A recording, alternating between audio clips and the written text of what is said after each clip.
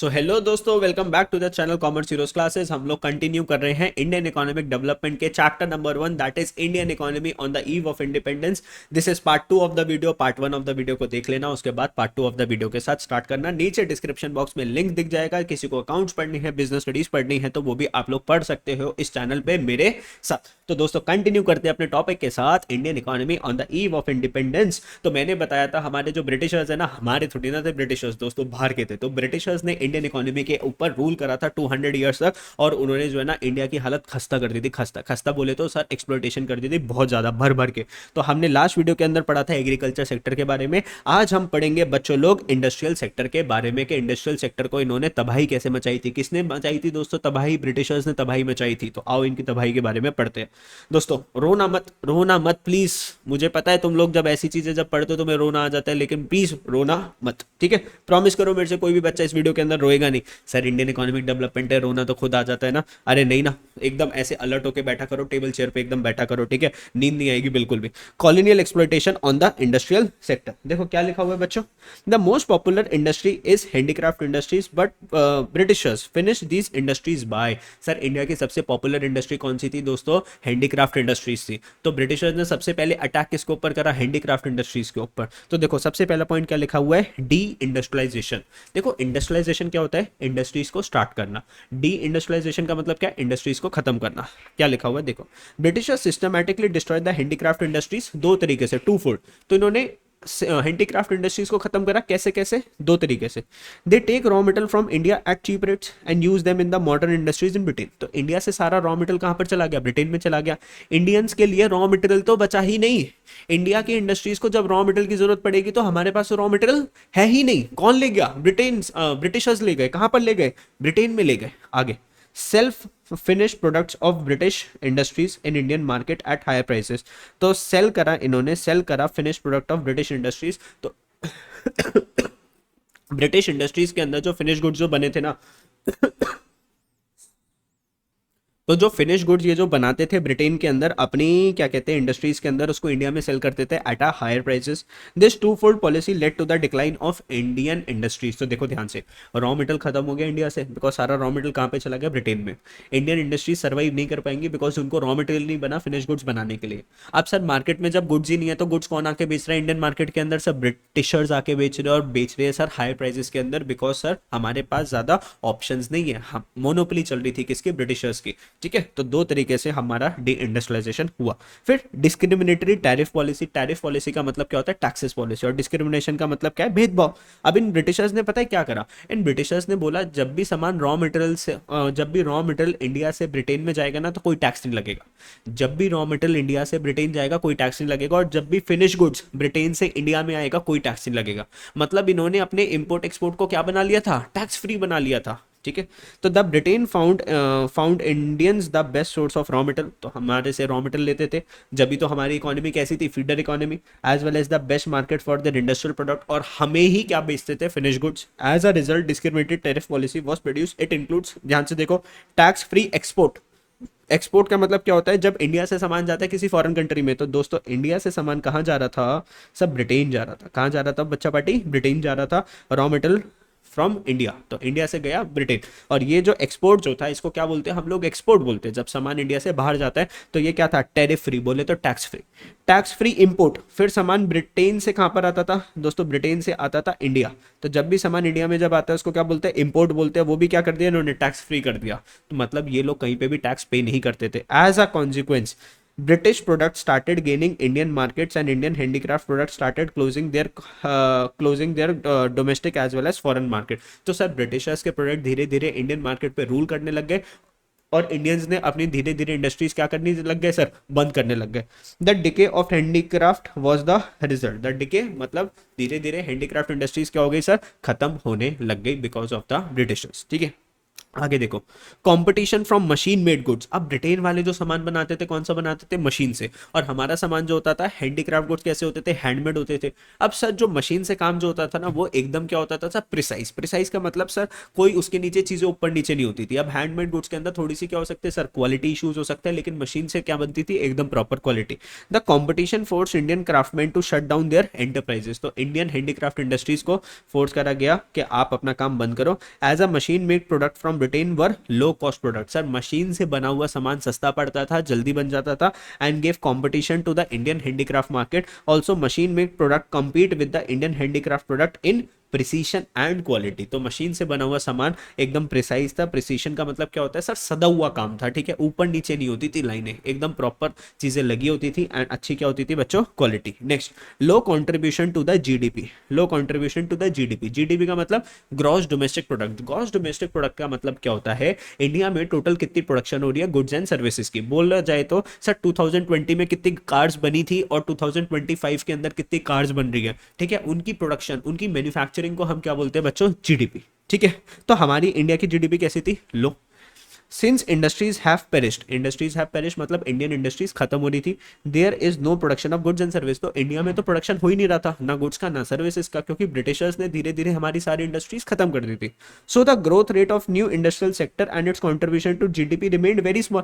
अब नई नई इंडस्ट्रीज जो आ रही थी उनका कॉन्ट्रीब्यूशन कुछ हो ही नहीं पा रहा था, तो हमारी जो इंडिया की जो जीडीपी है वो ग्रो नहीं हो पा रही थी, ठीक है। वेरी गुड, आया बच्चों समझ में, यस। अगर आपको अच्छा लगता है तो चैनल को सब्सक्राइब मत करना, मत करना, मत करना, बिकॉज बिकॉज बिकॉज आपको थोड़ी नंबर लाने हैं, मेरे को नंबर लाने हैं, आपको थोड़ी ना पढ़ना है, मुझे पढ़ना है ना।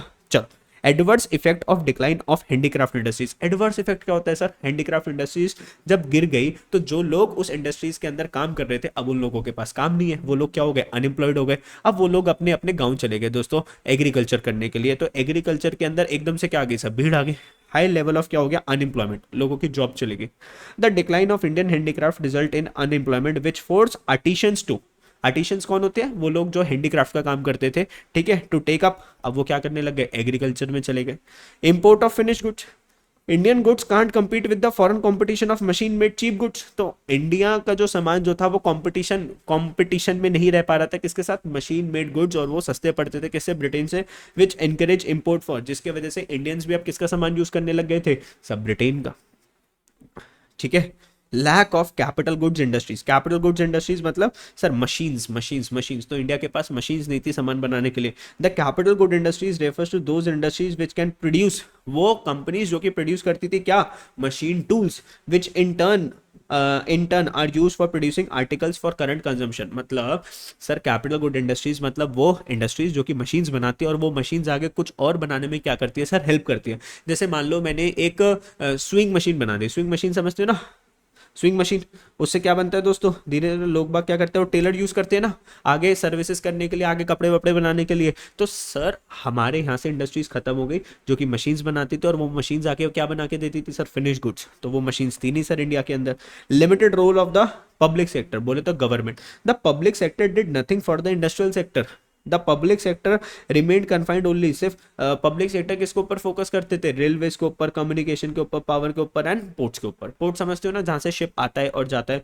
पावर समझते हो, इलेक्ट्रिसिटी के ऊपर फोकस करना, कम्युनिकेशन के ऊपर, एंड रेलवे के ऊपर। बाकी सारा काम किसको देखना था, सारे बिजनेसेस किसको देखने थे, प्राइवेट सेक्टर। और प्राइवेट सेक्टर को बहुत कॉम्पिटिशन फेस हो रहा था, किससे बच्चा पार्टी, ब्रिटिशर्स से। तो धीरे धीरे बच्चों दिस वॉज हाउ हमारी जो इंडस्ट्रियल सेक्टर है वो क्या हो रहा था, एक्सप्लॉइट हो रहा था बाय द ब्रिटिशर्स। तो फटाफट से हमने पढ़ा, थोड़ा सा लेंदी टॉपिक था है ना, लेकिन आप लोगों को समझ में आया होगा। बच्चों आगे जाने से पहले पीछे वाले कॉन्सेप्ट की सारी हेडिंग्स को लर्न कर लेना और अपने रजिस्टर्स में लिख लेना। This is the best way कैसे आप इंडियन इकोनॉमी को लर्न कर सकते हो। तो छोटा जैसे ब्रिटिशर्स ने करना था डिवाइड एंड रूल, ऐसे इतने बड़े चैप्टर को आप क्या कर दो सर, डिवाइड करो, और रोज रोज थोड़ा थोड़ा लर्न करो, और इस पूरे कॉन्सेप्ट के ऊपर क्या करो, रूल करो, ठीक है सर। फिर बात करते हैं दोस्तों नेक्स्ट कॉन्सेप्ट की, दैट इज इंफ्रास्ट्रक्चर। तो सर ब्रिटिशर्स ने रेलवेज के लिए क्या करा, sir air and water transport के लिए क्या करा, सर ब्रिटिशर्स ने रोड के लिए क्या करा, एंड कम्युनिकेशन के लिए क्या करा, सर ये हम लोग पढ़ते हैं, ठीक है। देखो फटाफट से इंफ्रास्ट्रक्चर, इंफ्रास्ट्रक्चर के अंदर सबसे पहला पॉइंट किसका है दोस्तों, रेलवेज का। आओ फोकस करते हैं। The most important contribution of British rule was to introduce railway. Sir India के अंदर रेलवेज कौन लेकर आए, ये सर ये रेलवे का सर टेक्नोलॉजी कौन लेकर आए, सब ब्रिटिशर्स लेकर आए। कब, 1850 के अंदर, याद कर लेना। Railways enable people to undertake long distance travel, sir दूर दूर जगह पर आप लोग जा सकते थे। Railways also promote foreign trade but it benefited Britishers more than Indians. तो सर आप लोग क्या कर सकते थे, सामान भेज सकते थे दूसरी दूसरी स्टेट के अंदर, ठीक है। और दोस्तों लेकिन सबसे ज्यादा फायदा किसने करा था, किसको हुआ था सर, रेलवेज का, ब्रिटिशर्स को सबसे ज्यादा फायदा हुआ था, ठीक है। नेक्स्ट आगे करते हैं, air and water transport. The British government took measures for developing air and water transport, however this was far from satisfactory. इन्होंने कोशिश तो करी थी एयर और वाटर ट्रांसपोर्ट को अच्छा करा जाए, लेकिन उतना बढ़िया काम नहीं करा था जितना रेलवेज में करा था ब्रिटिशर्स ने, ठीक है। क्योंकि सर इनके अंदर खुद के अपने क्या थे सर, बेनिफिट्स थे ब्रिटिशर्स के। अभी हम पढ़ेंगे रीजंस फॉर इंडस्ट्रियल डेवलपमेंट के, सर ब्रिटिशर्स ने रोड क्यों बनाई थी, रेलवेज क्यों बनाई थी, पढ़ते हैं अभी, ठीक है। Inland waterways proved uneconomical because sir ये थोड़ा सा महंगा पड़ता था। Severe competition from the foreign shipping companies, lack of support from the British rulers in India. Sir ये एयर एंड वाटर ट्रांसपोर्ट अच्छे क्यों नहीं हो पाए, बिकॉज ब्रिटिश इकोनॉमी इसको सपोर्ट नहीं करती थी, और बहुत सारी फॉरेन और कंट्रीज थी जिनकी और शिपिंग सर्विसेज, देखो लिखा हुआ है ना, फॉरेन शिपिंग कंपनीज और भी बहुत सारी थी, जिससे क्या फेस होता था सर, कंपटीशन फेस करने को मिलता था। बात करते हैं रोड्स की। Roads were develop by Britishers to facilitate trade by roadways. तो सर बिजनेस कैसे करेंगे सर, रोड से सामान एक जगह से दूसरी जगह पर जाएगा सर, थ्रू रोड जा सकता है। Roads were build for mobilising the army, sir army को एक जगह से दूसरी जगह पर भेजना, कैसे भेजेंगे, रोड से। एंड रॉ मटेरियल को एक जगह से दूसरी जगह पर ट्रांसफर करना है with the help of roadways, ठीक है। बात करते हैं communication. Sir post and telegraph were the most popular means of communication. पहले क्या चलता था, टेलीग्राफ चलता था, पोस्ट चलता था, सर लेटर आते थे, है ना, postman. The introduction of an inexpensive system of electric telegraph in India serve the purpose of maintaining law and order. तो सर ये जो इलेक्ट्रिक टेलीग्राफ इन्होंने जो बनाया था, इलेक्ट्रॉनिकली मैसेज भेज पाते थे, ठीक है। क्यों बनाया था ये electric telegraph, maintaining law and order, ठीक है, लॉ एंड ऑर्डर को मेंटेन करने के लिए। कहीं पे सर पता चल रहा है कि सर लड़ाइयाँ होने वाली है, तो फटाफट से इलेक्ट्रिक मैसेज भेज दिया, तो वहाँ पे जो पुलिस वाले जो भी इंस्पेक्टर्स हैं उनको पता चल गया, तो सर वो पहले ही क्या ले सकते थे सर, प्रिवेंशन मेजर्स ले सकते थे। तो क्या लिखा हुआ है देखो, रीजंस फॉर इंफ्रास्ट्रक्चर डेवलपमेंट। सबसे पहले सर रोड क्यों बनाई गई थी, तो सर क्वेश्चन जो आएगा ना वो सबसे इंपॉर्टेंट ये वाला है कि रोड्स क्यों बनाई थी ब्रिटिशर्स ने। Roads were developed to facilitate transportation of raw material and finish goods from different parts of country to the ports. तो अलग अलग कंट्रीज से सामान जाता था बाय द रोड, रोड से कहाँ पर पहुंचता था, पोर्ट पर पहुंचता था, जहाँ पे शिप पे लोड होके फिर सामान समुद्र के रास्ते से कहाँ पर जाता था, सब ब्रिटेन में जाता था। On the other hand roads were build for mobilising the army, army को एक जगह से दूसरी जगह पर भेजना है, for drawing out the raw material निकालना है कहीं से, तो सर रोड्स बनानी पड़ी। तो why was Britishers, why did Britishers invested in the construction of road, sir Britishers ने रोड क्यों बनाई थी, ये दोनों क्या थे सर, रीजन थे। इसको याद कर लेना, क्वेश्चन यहां से बनेगा, ठीक है। रेलवेज क्यों बनाई गई थी, to transport finished goods from Britain to the interior of the colonial India. The main aim was to widen the size of the market for the British product in India. Sir India के अलग अलग parts में जाके Britain के finish goods को बेचना, ठीक है। इंडिया छोटा सा तो था नहीं सर, बहुत बड़ा था, बहुत सारी स्टेट्स थी, तो ट्रेन से सामान जाएगा अलग अलग स्टेट्स में, ताकि ब्रिटिशर्स अपनी मार्केट साइज को बड़ा कर सके, ज्यादा पॉपुलेशन तक अपना सामान पहुंचा पाए। To have effective control and administration over vast Indian territory. तो जगह जगह आप लोग ट्रांसपोर्टेशन में हेल्प करता था कौन, रेलवेज। तो एरियाज में, कुछ एरियाज में जाके वो लोग क्या कर सकते हैं सर, अपना कंट्रोल एंड एडमिनिस्ट्रेशन चला सकते हैं, वहां पे अपनी आर्मी और मिलिट्री को भी भेज सकते हैं ट्रेन से। To earn profit through foreign trade by linking railways with the major ports. तो सर सामान जो है ना स्टेट से रेल के थ्रू किस पे जाता था, पोर्ट पे जाता था, वहां से शिप पे लोड होता था, और शिप से अलग पार्ट ऑफ द कंट्रीज के अंदर जाता था, जिसको हमने क्या बोला, फॉरेन ट्रेड। तो ब्रिटिशर्स इंडिया में रॉ मटेरियल निकाल के दूसरी फॉरेन कंट्रीज को भी क्या करते थे, सेल करते थे। To make a profitable investment of British funds in India. तो ब्रिटिशर्स के लिए रेलवेज काफी ज्यादा प्रॉफिटेबल थी। The system of electric telegraph was introduce at a high cost to serve the purpose of law and order maintain करने के लिए रखना, कि सर कहीं पे लड़ाइयाँ होने वाली, कहीं पे प्रॉब्लम होने वाली है, तो उसके लिए क्या काम आता था, ब्रिटिशर्स को इलेक्ट्रिक टेलीग्राफ यूज करते थे। तो दोस्तों सबसे इंपॉर्टेंट क्वेश्चन जो बनेगा ना, ये बनेगा reasons for infrastructure development. Roads क्यों बनी थी, रेलवेज क्यों बने थे, इलेक्ट्रिक टेलीग्राफ क्यों बना था, तो इन वाले पॉइंट्स को आप लोग लर्न कर लेना, ठीक है। Okay sir. Now next topic पढ़ना स्टार्ट करते हैं दोस्तों इस वाले चैप्टर का, दैट इज टॉपिक का नाम है state of India's foreign trade during the British rule. तो इंडिया का जो फॉरेन ट्रेड था ना, इंपोर्ट एंड एक्सपोर्ट कैसा चल रहा था ब्रिटिश रूल के टाइम पे। तो ध्यान से बच्चों, 4 हेडिंग्स इसके अंदर हमें मेनली पढ़नी है। Net exporter of primary product, तो इंडिया क्या था, एक्सपोर्टर था। इंडिया से सामान एक्सपोर्ट होता था, कहां पर पहुंचता था, ब्रिटेन में पहुंचता था। ठीक है, मेजोरिटी सामान कौन ले जाता था, ब्रिटिश इकोनॉमी ले जाती थी, ब्रिटिश गवर्नमेंट ले जाती थी। एंड इंपोर्टर किसका था, इंडिया में कौन सा सामान आता था, फिनिश गुड्स आता था, बना बनाया फ्रॉम द ब्रिटेन। तो कुछ ऐसा आपका पहला पॉइंट है, देखो क्या लिखा हुआ है। Because of the colonial exploitation of the Indian economy, India became an exporter of primary raw metal. तो रॉ मेटल इंडिया से बाहर जा रहा है, of silk, cotton, wool, sugar and indigo. On the other hand it become net importer of finish goods. तो सामान India में आ रहा है, कौन सा सामान, फिनिश गुड्स बन के, कहां से, produced by the Britain industries which includes capital goods, woollen cloth, silk etcetera. तो यहां से प्राइमरी प्रोडक्ट एक्सपोर्ट होते थे और इंपोर्ट क्या होते थे, finish goods from the Britain. So simple, so easy. Okay, next point that is monopoly control of India's foreign trade. तो इंडिया के फॉरेन ट्रेड पे बोले तो इंपोर्ट एंड एक्सपोर्ट पे मोनोपोली कंट्रोल, मतलब सिर्फ और सिर्फ कंट्रोल किसका चल रहा था, ब्रिटिशर्स का। During British rule the import and export of country came under the monopoly control of the, सारा कंट्रोल कौन कर रहा था, इंडिया का import and export, British government. More than 50% of India's foreign trade was restricted to Britain. मतलब India का 50% import export किसके through हो रहा था, ब्रिटेन। ठीक है, while the rest was allowed from, बाकी कुछ हम इंपोर्ट एक्सपोर्ट कहां से कर रहे थे सर, चाइना से कर रहे थे। The opening of the Swiss canal, Swiss canal open हुआ 1679, serve as a direct route of ships between India and Britain. तो सर इन्होंने ना एक शॉर्टकट बना दिया, वो क्या था, स्विस कैनल। तो सामान जो पहले लेट पहुंचता था ना इंडिया से ब्रिटेन, अब सामान का इंपोर्ट एंड एक्सपोर्ट क्या हो गया दोस्तों, फास्ट हो गया थ्रू सी रूट। ये जो स्विस कैनल जो बना हुआ है थ्रू सी रूट बना हुआ है, तो सी रूट से सामान फटाफट से पहुंच जाता था ब्रिटेन के अंदर। ठीक है, yes sir. Next, the drain of India's wealth during the British rule. Obviously sir ये तो हो ही रहता ना, इंडिया की जो वेल्थ थी सारी की सारी कौन ले गए थे, ब्रिटिशर्स। तो इंडिया का तो सर ड्रेन हो गई ना, मतलब वेल्थ धीरे धीरे क्या हो रही थी, कम हो रही थी। India became an exporter of raw metal and an importer of finish goods. पढ़ा भी हमने। Revenue earn from raw material was used. Sir हम ये जो ब्रिटिशर्स जो थे ना, हमारे से जो रॉ मटेरियल जो लेकर जाते थे, उस पैसे को कहाँ पे खर्च करते थे, ध्यान से देखना, ये लोग खर्च करते थे बच्चों लोग, to meet the expenses on the war fought by the government. तो ब्रिटिश गवर्नमेंट जो भी वॉर जो करती थी, अब कभी लड़ाई करते हो तो लड़ाई करने के लिए क्या लगता है सर, खर्चा लगता है। तो वो खर्चा कहाँ से पूरा होता था सर, इंडिया से जो रॉ मटेरियल जो आया है वहां से खर्चा पूरा करते थे। To import invisible item services like banking. तो अब जैसे मान लो ये जो ब्रिटिशर्स है कोई सर्विसेज ले रहे हैं, बैंकिंग सर्विसेज ले रहे हैं, शिपिंग सर्विसेज ले रही है, तो पैसे तो पे करने पड़ेंगे ना, तो पैसा आएगा कहाँ से, इंडिया के रॉ मटेरियल से पैसा आता था। To make payment incurred by the office setup in Britain. तो ये ब्रिटिशर्स ने अपने ऑफिस बना रखे थे ब्रिटेन के अंदर।